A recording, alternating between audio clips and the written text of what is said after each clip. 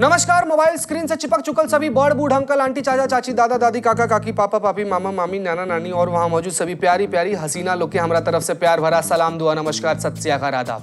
हमारा नाम प्रियांशु सिंह अरोड़ा देखल शुरू कर चुकल बानी भोजपुरी पॉडकास्ट विद देसी स्टारकास्ट। आज के हमनी के गेस्ट रॉकी कुशवाहा एगो बिहारी दामाद हुवन। इनका बारे में हम इतने कहल चाहेम जिनकर पूरा जिंदगी साइकिल का चेन चढ़ावे में निकल गई, लेकिन जहिया से उनका दहेज एगो स्प्लेंडर प्रो मिलल ओह दिन से वो एटीट्यूड में रहे लगलन, भाव खाए लगलन और गली मोहल्ला में बच्चा सन के पीटत हुआ चले लगलन। बचपन में जब गांव मोहल्ला का लड़का डॉक्टर और इंजीनियर बने के सपना देखला सन, तबे से यहाँ के घर जमाई बन के सास के सर में सरसों के तेल लगावे के सपना देखनी। रॉकी कुशवाहा के बाबूजी गांव जवार के सबसे बड़ पियक्कड़ रहलन। कोरोना काल में उनकर मृत्यु दारू ना मिलला से भइल।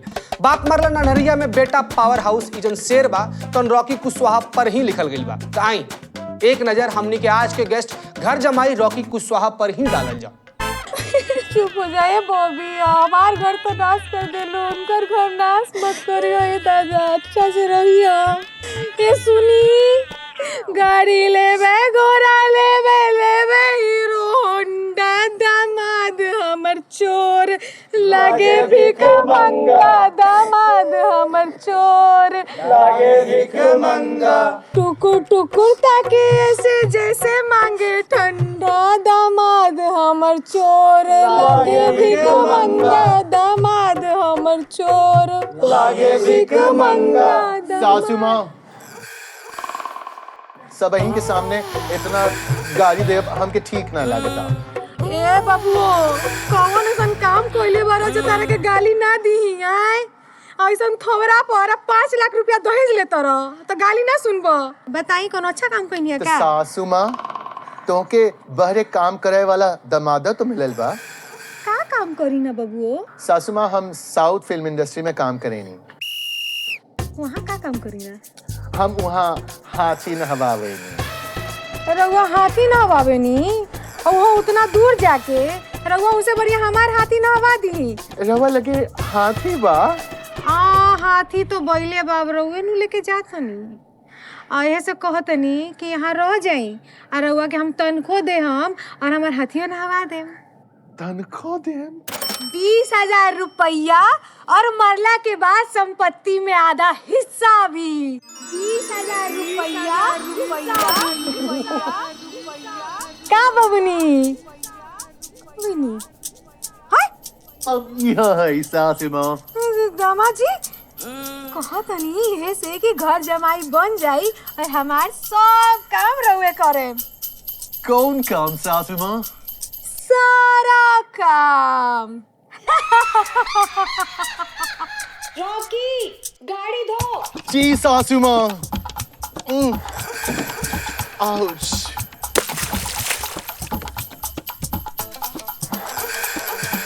रॉकी पैर दबाओ।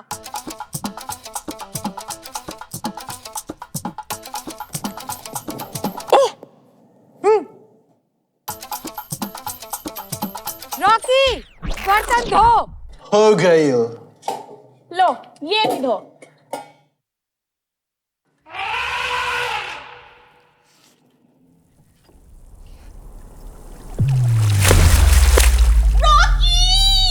अरे का भइल? तोहार हाथी नहवावतानी। तो हमने के आज के गेस्ट बिहारी घर जमाई Rocky Kushwaha ji in the house. एक बार जोरदार तालियां हो जाए रॉकी जी के लिए।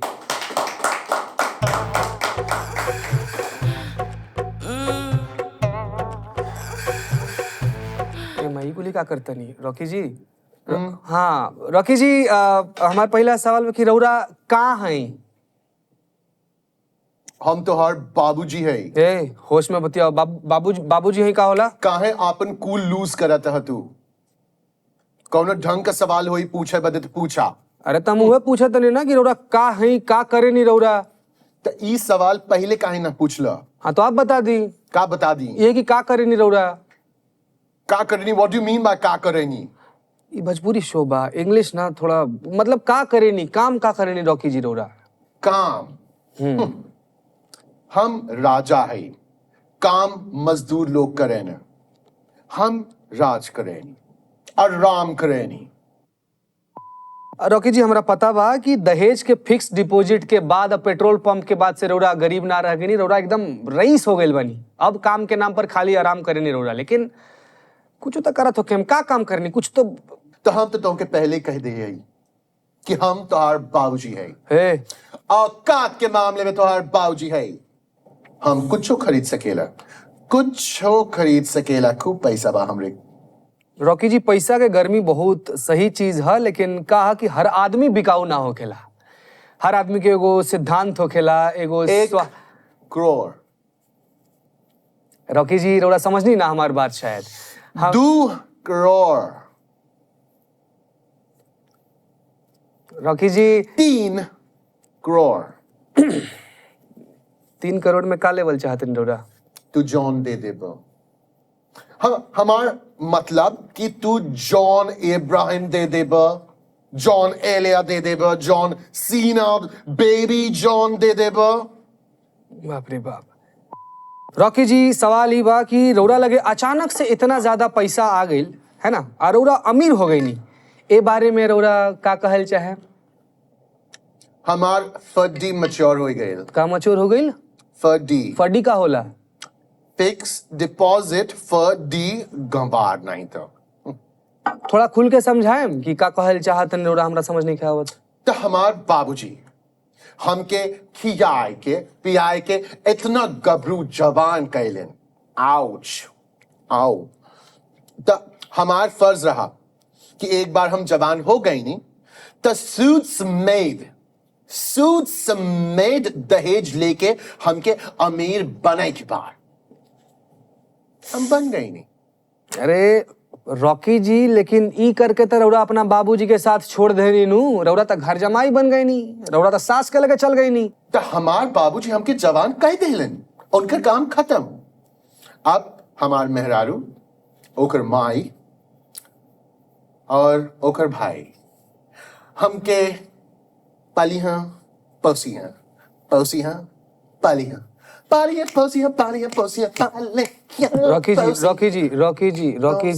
जी इंटरव्यू ई घर जमाई बनला के और का फायदा बा, अगर ओरा क्लियर बता पाई हमनी के जनता आप खूब फायदा बा। जैसे ब्याहे के बाद तोहार माई और तोहार मेहरारू एक के घरे में रहिया तो खूब झगड़ा करिया, पर ब्याहे के बाद तोहार मेहरारू ओकरे माई के घरे तू वहीं रहा, नो झगड़ा नो हेडेक। अरे यार रॉकी जी ई करके तो रौरा अपना माइयों के साथ छोड़ देनी, पहले बाबूजी के साथ छोड़नी फिर अपना माई के साथ छोड़ देनी, कैसन मने ई सब? तो हमार सास के साथ जो अन्याय होत बा ओकर ख्याल के रखी, कितना जिम्मेदारी बा हमरे सास के कंधे पर। तू बतावा, तू रखबा ख्याल? हाँ, इतना बड़ा हवेली का पेट्रोल पंप का तू रखबा ख्याल? रखबा ख्याल? रखबा। रॉकी जी रौरा जिंदगी में इतना सुख बा, इतना ऐशो आराम बा, एकरा अलावा कोनो दुख बा रौरा जिंदगी में? हमार सार ना हमरो जिंदगी में रॉकी जी एकदम सही बोलता नहीं रौरा। सार सन के बारे में ना हमरो यह राय बा। समझ गई नहीं।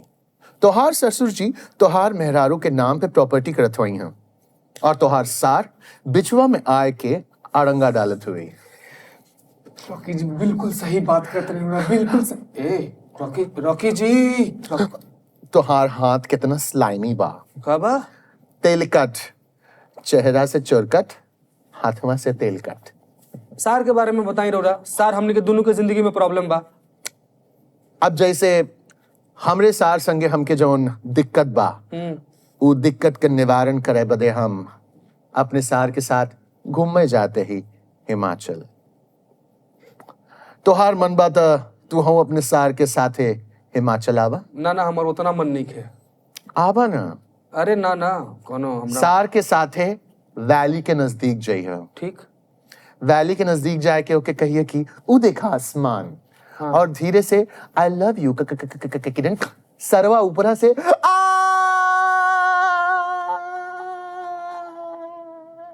चटक सरवा नीचे जीजा जी ऊपर, जीजा जी ऊपर सरवा नीचे। रॉकी आइडिया बहुत कमाल भाई। रॉकी जी ठीक तेल कट। रॉकी जी, रौरा से बात करके हम जितना समझ पावता नहीं कि रौरा अपना बीवी और अपना मेहरारू के साथे रहे नहीं, घर जमाई बन के। मतलब समाज में ये चीज तो ठीक नजर से ना देखल जाला और एकरा आड़े कभी स्वाभिमान ना आवेला और के खुद के सेल्फ रेस्पेक्ट। एगो आदमी एगो इंटरव्यू खातिर हमारे समनवा भुइया लोट के जूता चाट चाट के रिक्वेस्ट करत रहा, इंटरव्यू बदे आई है। वो आदमी हमसे स्वाभिमान का बात ना करी तो ठीक। उस सवाल जौन पूछनी होकर जवाब दी रॉकी जी। सब तो हर सवाल के आगे लागो हमरा के खींच पा रहा था और ऐसे ही हमार इंस्टाग्राम पर लाइव जाए का टाइम होता। GRWM राइट नाउ हम चला है। एक मिनट, अरे यही के साथ हमने के अपना शो के आखिरी पड़ाव में भी पहुंच चुकल बानी जा, है ना? जे सेगमेंट के नाम हुए जनता जान के रही। एमे राउर फैन, राउर चाहे वाला बंदा अरोड़ा के कॉल करी, सवाल करी, जवाब देवे का मन हुई, जवाब दे दी। अजाई फोन लगाओ जा। हेलो ररोकिया, मेरा आवाज आ रहा है? आ बता, पूछा तानी। हाँ, ते कहल चाहता नहीं कि तो साला बिहारी नहीं है। बिहारी के नाम पर धब्बा है, धब्बा। मऊ है सर, तुम घर जमाई बनता रहा वही मास्टर के आए। हमरे जैसे गबरू जापान पर शक। व्हाट द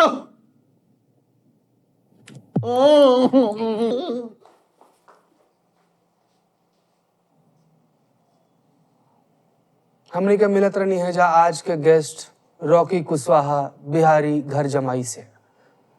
मिलल जाए अगला एपिसोड में अगला गेस्ट के साथ। हमारा नाम है प्रियांशु सिंह और देखा तनी भोजपुरी पॉडकास्ट विद देसी स्टार कास्ट। हिन करे जैसन भाग गई। बंद कर।